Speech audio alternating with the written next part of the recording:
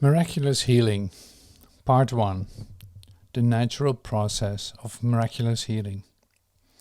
All of your memories of conceptual self are only the static, isolated accumulation of momentary forms of non-creative light energy. This world, despite your temporal inventions of objective spatial associations, was over a long time ago. You continue to people your own isolation with images of sickness, pain and death that are all only old, ongoing projected memories of the drama of your own meaningless existence. Each moment they can but disappear into the nothingness of the great amnesia that is the structural continuum of your own mind. When the eternal love of God threatens your necessity for existence, you call on these characters of conflict to verify your own fearful defense. Yet this body that you think you inhabit is only your own chromosomal memory formulation that at any single moment is totally non-existent and unreal. The continuum of space and time it occupies is only a momentary structure of accumulative, projected thought patterns. The astonishing truth of the matter is that at no single moment does your body exist at all. There is nothing at all solid or constant about it. 98% of the atoms in your body were not there a year ago. The skeleton that's to you seems so solid was not there 3 months ago. The configuration of the bone cells only seems constant. Atoms of all kinds pass freely back and forth through the cell walls, and you acquire a new skeleton every 3 months. Your skin is all new every month. You have a new stomach lining every 4 days. The actual surface cells that contact food are renewed every 5 minutes. The cells in your liver turn over slowly, but new atoms flow through them, like water in a river course, making a new liver every 6 weeks.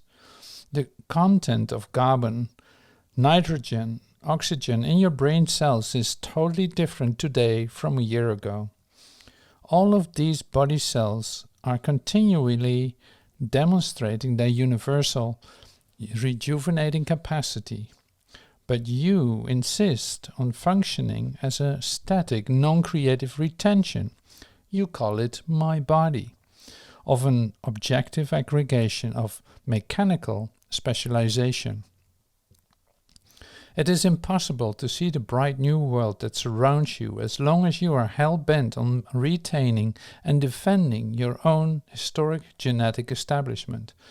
It became, in spatial terms, a massive retention of potential light energy compacted to an incredible density. This is you as a black hole. But here too, at this point, occurs the great reversal. The quasar of your reunion follows in a holy instant. Remember that every single cell in your body is a complete unfoldment of the universal reality of the entire cosmos. This continuity of body-time is not sequential.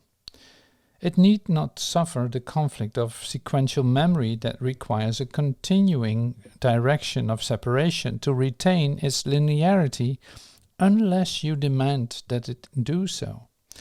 Every organ in your body produced and stereotyped in the exclusive, specialized redundancy of your genetic replication, the genetic self-replication, longs for the freedom of your ultimate experience.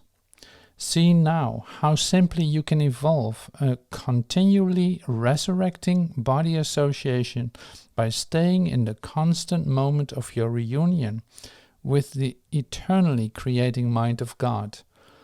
It is occurring spontaneously each moment. It is the only way to heal and be healed. How lovingly the contractual memories of your self-conceived physical body-mind identity and the chaotic projected illusions of form that surround it respond to this miraculous healing process that is the extension of your newly illuminated mind. Part 2. All healing is miraculous. Spontaneous remission is the spontaneous admission that you're not what a sick and dying body is, but perfect as God created you.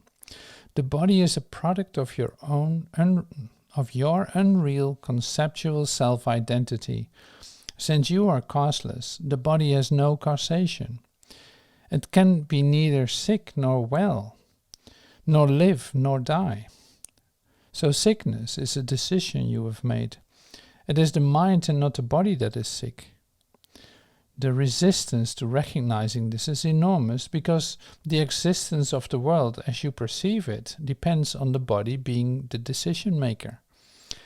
At no time is the body real at all.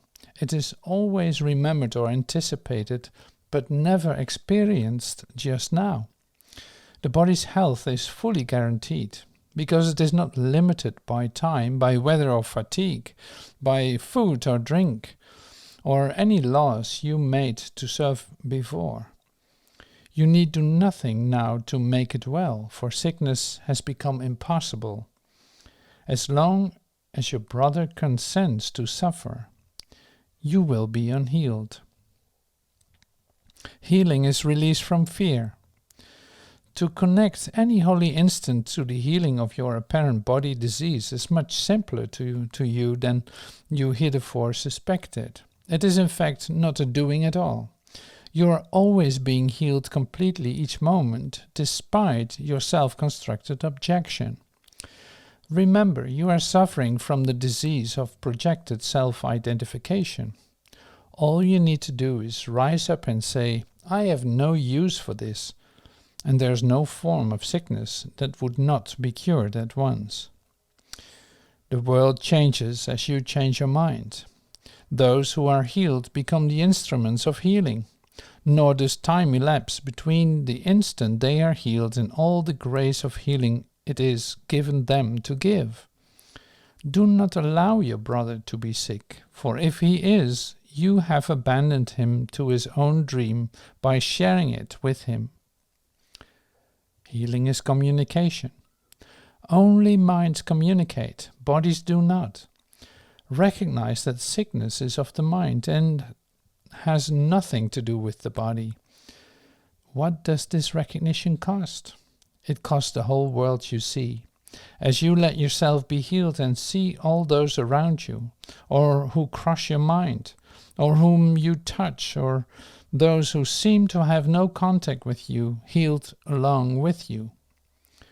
Could you but realize for an instant the power of healing that the reflection of God shining in you can bring to all the world, you would not wait to make the mirror of your mind clean, to receive the image of the holiness that heals the world.